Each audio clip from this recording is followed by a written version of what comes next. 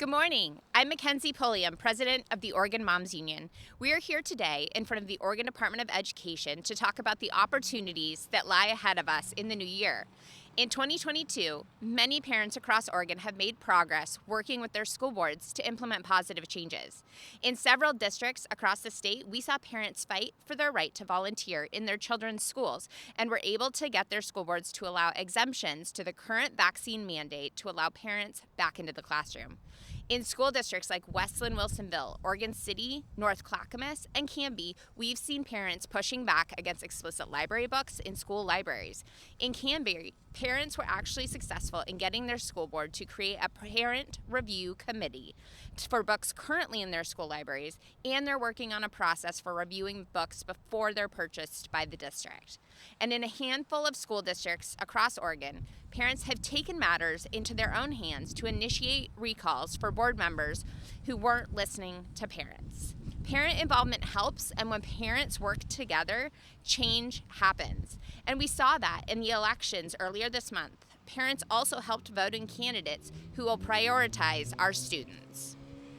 As we look forward to 2023, parents are looking for more positive changes in the education system.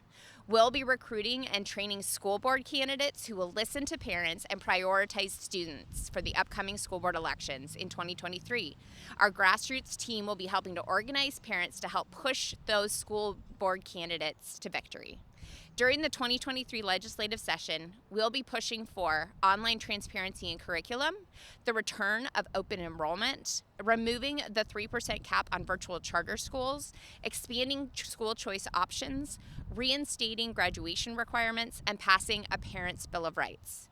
Now, it's time for parents to work alongside legislators to push for these and other positive changes in the school system to prioritize our students, put academics over political agendas, and get our kids back on track.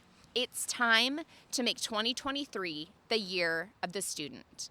I'm joined today by two newly elected state legislators who campaigned on educational reform and who will speak for a moment. First, I'd like to reintroduce Representative-elect Kevin Mannix. Thank you very much. I'm here today to make it clear to Oregonians that those of us in the legislature will be working hard to respect our kids, to respect our parents, and to respect our families in the education process. The whole point of education is to develop youth into adults who can be important, positive members of their families and significant members of their community by contributing to our society and also by living a good life and sharing that good life with others. As we look to enhance the future for our kids, we need to understand that we have an educational structure right now which is failing our kids. And I'm talking about the current public school structure, which does not sufficiently respect parents and empowerment of those parents, which does not sufficiently recognize that the schools are there to educate the kids, not to facilitate the bureaucracy. So we will be pushing for legislation which recognizes the importance of parents and kids and the opportunities of families to get the best possible education for their children. That's why I'm here today, and that's why I am very supportive of Oregon Moms Union. Thank you. Thank you so much, Kevin. I'd also like to introduce Representative-elect Tracy Cramer. Thank you, Mackenzie, and good morning. As many of you may know, our campaign for House District 22 focused largely on education. I'm a mom of three very young kids, and I decided to run for office really because of the failures in our state with K through 12 education system.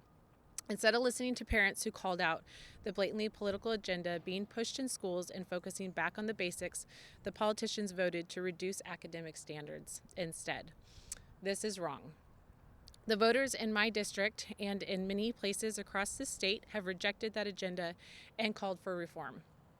I'm here to say I'm listening, and I'm prioritizing in the Capitol this next year in giving our kids the education they deserve and restoring trust with parents. As a mom, I won't rest until we refocus public education on the essentials and make sure we restore and meet graduation standards. I look forward to doing this work this coming year. Thank you.